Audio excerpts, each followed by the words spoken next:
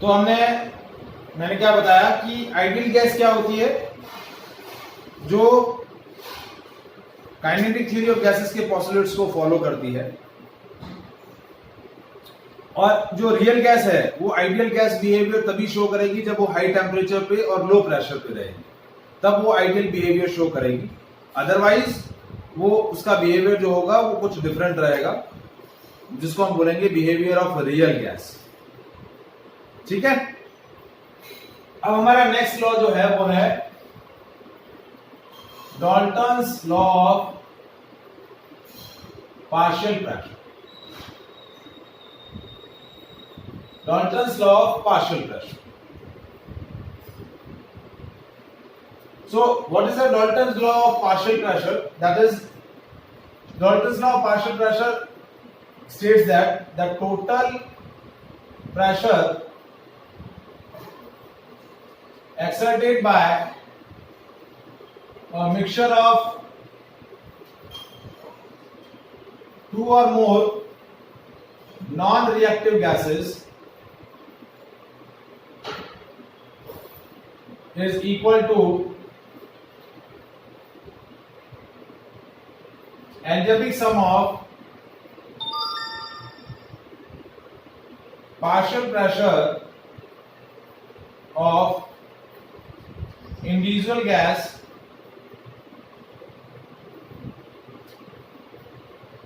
present in that mixture.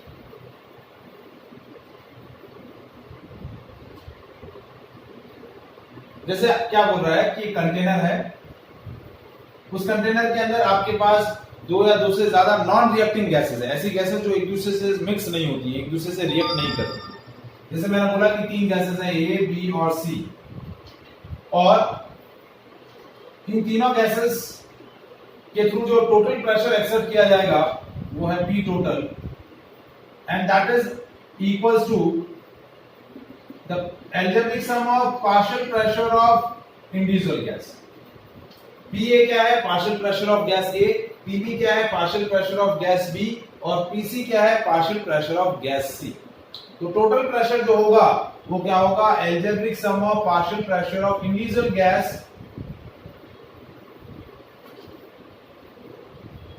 present in the mixture. अब सबसे पहला जो पॉइंट आता है कि पार्शियल प्रेशर होता क्या है।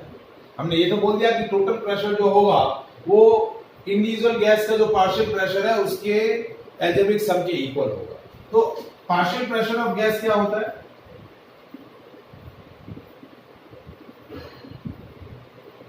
That is pressure exerted by individual gas in same container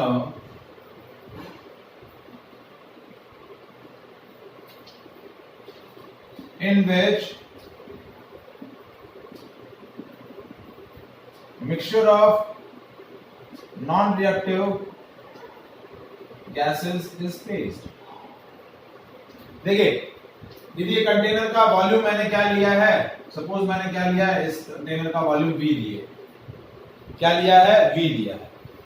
यदि मेरे पास गैस A के Na मोल्स हैं, गैस B के Nb मोल्स हैं, और गैस C के Nc मोल्स हैं, तो मेरा पार्शियल प्रेशर क्या बोल रहा है कि जिस कंटेनर के अंदर मैंने नॉन रिएक्टिंग गैसेस का मिक्सचर लिया है, यदि उसी कंटेनर के अंदर मैं इंडिविजुअल गैस, किसी भी एक इंडिविजुअल गैस को ले लूं, और वो इंडिविजुअल गैस जो प्रेशर एक्सर्ट करेगी वो प्रेशर क्या होगा? मेरा पार्शियल प्रेशर ऑफ गैस। यदि इसी सेम कंटेनर के अंदर मैं एक गैस ए ले लूं तो मेरा प्रेशर कितना होगा? देखिए, प्रेशर कैलकुलेट करने के लिए मैं आइडियल गैस इक्वेशन यूज करूंगा। सपोज प्रेशर है PA, तो PA हो गया PA into V is equal to NA into RT, क्योंकि PV is equal to NRT होता है, तो इसका पार्शियल प्रेशर क्या हो जाएगा?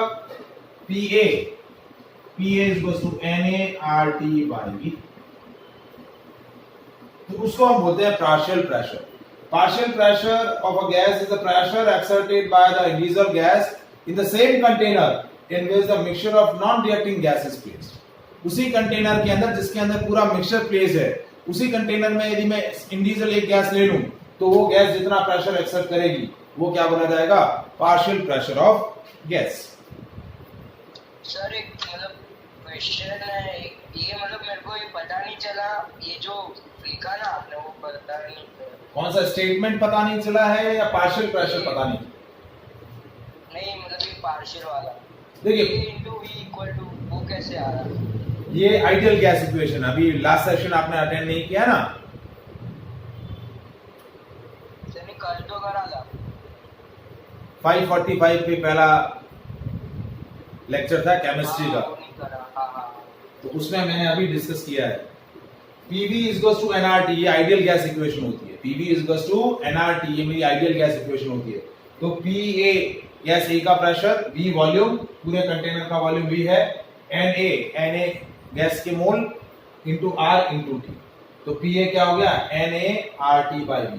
यदि टोटल मोल्स मेरे क्या हैं, N, तो Na क्या हो गया, Na plus NB plus NC। ठीक है, अब मुझे ये डेरिवेशन कैसे आया, देखिए ये लॉजिक कैसे डेवलप हुआ है या ये इक्वेशन कैसे आई वो देखिए। दी टोटल मोल्स है मेरे n, that is Na plus Nb plus Nc। तो इस इक्वेशन से यदि मैं Na की वैल्यू निकालना चाहूं तो Na की वैल्यू क्या होगी, इस वाले इक्वेशन से Pa into V by RT। Na की वैल्यू क्या हो जाएगी, Pa into V और RT डिनोमिनेटर में आता है। इसी तरीके से Nb क्या हो जाएगा, for gas B Pb into V by Nb is equals to Nb RT। तो Nb की वैल्यू क्या हो गई, Pb into V by RT। ये इक्वेशन सेकंड हो गया, ये बना। अब फॉर गैस C क्या हुआ, Pc into V by is equals to Nc RT। तो Nc की वैल्यू क्या होगी, Pcv by RT। अब टोटल मोल्स क्या है, और सॉरी टोटल प्रेशर, ये इक्वेशन 3, इक्वेशन 1 क्या है, Na is equals to Pa into V by RT। Dalton's law हम डिस्कस कर रहे हैं, ठीक है। तो total pressure that is P total into V is equals to nRT। तो n की वैल्यू क्या हो जाएगी, Pt into V by RT। ये इक्वेशन 4 हो गई। अब मैंने इक्वेशन क्या लिखी, n is equals to Na plus Nb plus Nc, ये टोटल मोल्स हो गए। अब n की वैल्यू ये है, Nc की वैल्यू ये है, Nb की वैल्यू ये है, Na की वैल्यू ये है, रख दीजिए सारी value. P total V by RT is equals to Pa into V by RT plus Pb into V by RT plus Pc into V by RT। तो V by RT सब में से कॉमन आएगा, कैंसिल हो जाएगा, तो P total क्या आ जाएगा, देखिए ये V by RT, ये V by RT, ये V by RT और ये V by RT कैंसिल हो गया, तो P टोटल हो गया Pa plus Pb plus Pc। ये आपका डाल्टन्स लॉ इस तरीके से डेराइव हो गया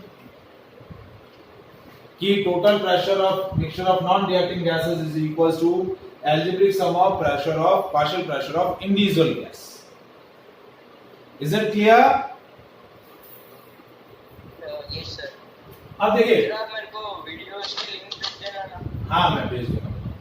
अब देखिए इक्वेशन 4 और इक्वेशन 1 को चेक करते हैं। देखो इक्वेशन 1 क्या है, Na is equals to Pa V by RT, और इक्वेशन 4 क्या है, N is equals to P total by V into RT। यदि मैं इक्वेशन 1 डिवाइड बाय 4 करूं तो क्या हुआ, Na divide by N is equals to Pa divide by P total। तो देखिए Na क्या है, number of moles of gas A divide by total moles, तो इसको हम क्या बोलते हैं, मोल फ्रैक्शन। क्या बोलते हैं, मोल फ्रैक्शन। याद आ रहा है, फर्स्ट चैप्टर के अंदर पढ़ा था Na upon Na plus Nb। यहाँ 3 कंपोनेंट है, तो n की वैल्यू क्या है, Na plus Nb plus Nc। तो moles of component A divide by total moles, तो ये हो जाएगा mole fraction is equals to Pa upon P total. तो पार्शियल प्रेशर कैलकुलेट करने का एक तरीका, mole fraction into total pressure. Partial pressure क्या हो जाएगा? Partial pressure of gas is mole fraction of gas into total pressure. ये आपका गैस का पार्शियल प्रेशर कैलकुलेट करने का तरीका। यदि मुझे टोटल प्रेशर दिया हुआ है और मुझे एक इंडिविजुअल गैस का पार्शियल प्रेशर कैलकुलेट करना है, तो उस गैस के मोल फ्रैक्शन को टोटल प्रेशर से मल्टीप्लाई कर दूंगा, तो मुझे उस गैस का क्या आ जाएगा? पार्शियल प्रेशर मिल जाएगा। तो ये हो गया Dalton's law of partial pressure. Is it clear? Yes sir. चलिए, तो यहीं तक हम डिस्कस करते हैं, ठीक है। रिमेनिंग जो है कल के सेशन में हम डिस्कस करेंगे। सेशन के अंदर हम लोगों ने डिस्कस किया gases law,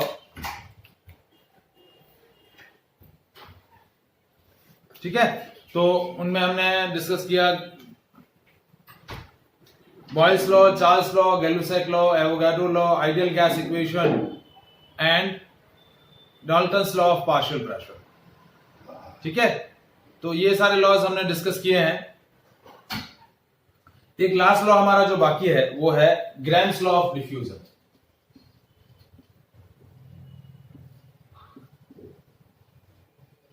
grams law of diffusion. So सबसे पहले इस लॉ को डिस्कस करने से पहले हमें पता होना चाहिए कि what is diffusion.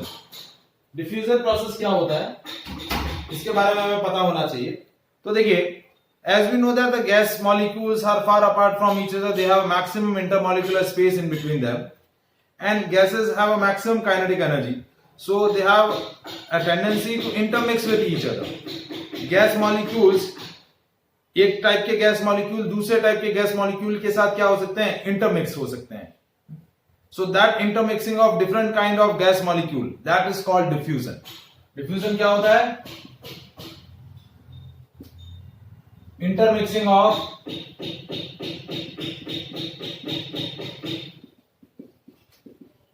different kinds of gas molecule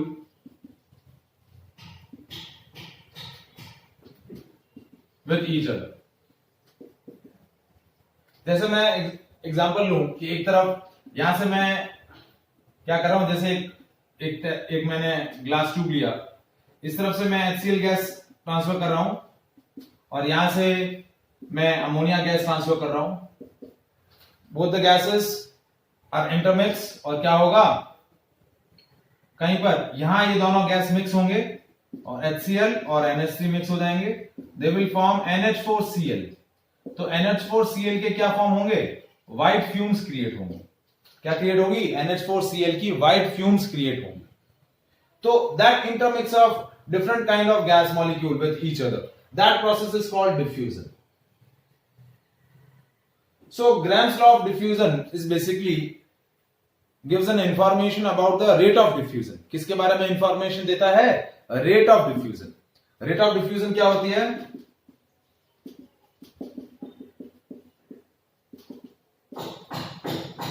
That is volume of gas mixed with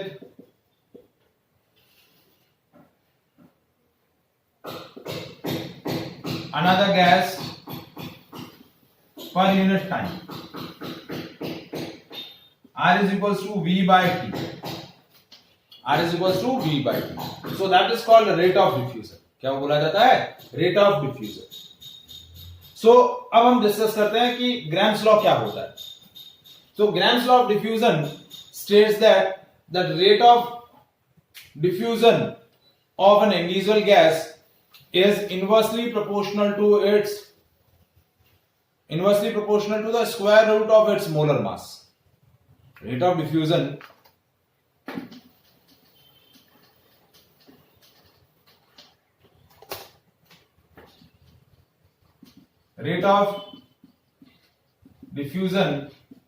of a gas is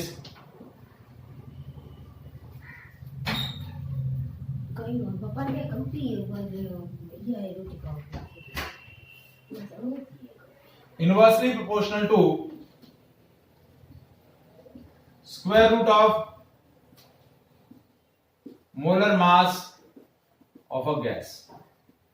And the rate of diffusion is inversely proportional to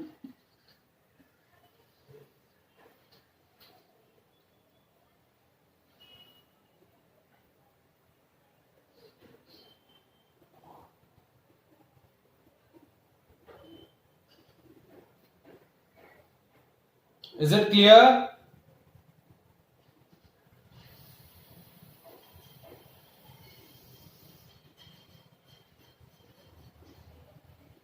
So this is called rate of diffusion. This is called Graham's law of diffusion. बेटा समझ में आया? Yes sir. ठीक है, यदि मैं दो अलग अलग गैसेस ले लूं, गैस 1 एंड गैस 2, गैस 1 का मोलर मास है m1 एंड गैस 2 का मोलर मास है m2, ठीक है, तो R1 is directly proportional to root m1, inversely proportional to root m1 and R2 is inversely proportional to root m2. तो देखिए R2 by R1 क्या बन जाएगा, रूट m1 by m2, ये आपका एक फॉर्मूला बन जाएगा। यदि मैं इससे पहले जो मैंने एक एग्जांपल लिया था कि if I am taking one gas is HCl and another gas is NH3, एक गैस HCl है और एक NH3 है, HCl है और एक NH3 है, तो किसका रेट ऑफ डिफ्यूजन ज्यादा होगा? तो इस लॉजिक के हिसाब से क्या होता है कि जो गैस लाइटर होगी, जिसका मोलर मास कम है, उसका रेट ऑफ डिफ्यूजन ज्यादा होगा। It will travels a more distance to intermix with another kind of gas. तो देखिए यदि मेरी दो गैसेस हैं, ठीक है, कि जैसे ग्लास ट्यूब है, मैंने जैसा पहला एग्जांपल लिया था कि यहां से मैंने HCl गैस रिलीज किया और यहां से मैंने NH3 गैस रिलीज की, तो इसका मोलर मास कितना है, 36.5 ग्राम पर मोल, और इसका मोलर मास कितना है, 17 ग्राम पर मोल। इसका मोलर मास कम है तो इसका रेट ऑफ डिफ्यूजन ज्यादा होगा। सो NH3 जो है वो ज्यादा डिस्टेंस ट्रेवल करेगी कंपैरेटिव टू HCl। तो आपका जो व्हाइट फ्यूम बनेंगे NH4Cl के, यहां NH4Cl बनेगा, NH4Cl के व्हाइट फ्यूम्स जो बनेंगे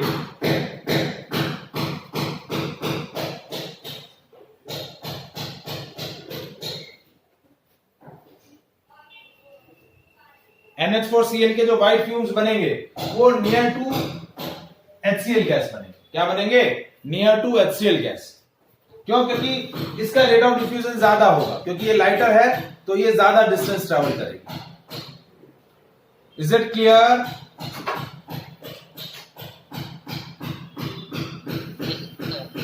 So this is called Graham's law of diffusion.